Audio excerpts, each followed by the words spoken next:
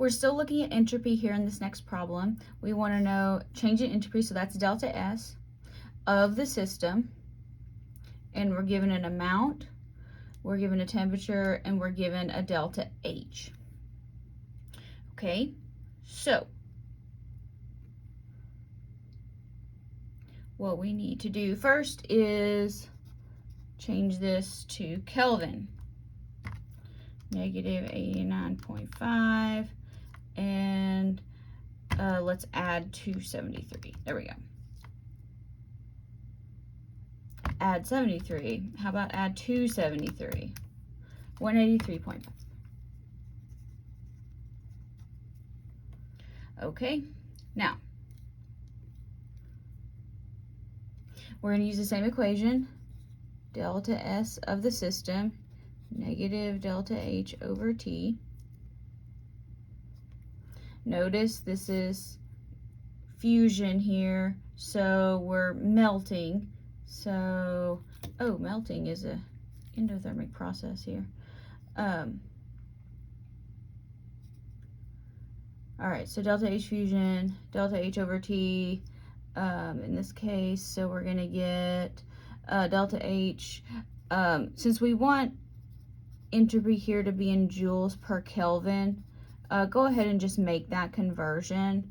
We know it's 1 mole, so we can cancel that out. Otherwise, we might have to make an allowance for that. So 183.5 moles. Now, if you're going, how did she say that this is positive here? When we're melting, we're going from solid to liquid. Liquid is more disordered than solid, so that's going to increase entropy. So kind of think a little bit about that, and for a not abstract thinker like me, that can be very difficult. So I get 29.26. 29.26, you want to round up to 29.3, I'm good with that. So joules per mole, oh my goodness. I need some more caffeine. All right. Okay, now here we want to know what's happening with delta S in the chemical reaction. So we need to consider whether the system is getting more disorganized or less disorganized. So here we're going from 2 moles to 5 moles. So that means more disorder, so it'll be positive. Here, this equal sign means double bond.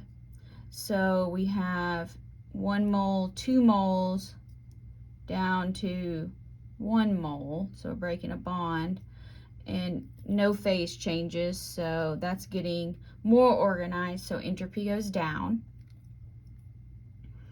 Here we go from 1.5 moles to 1 mole, and this gas changes to a solid, so definitely more organized.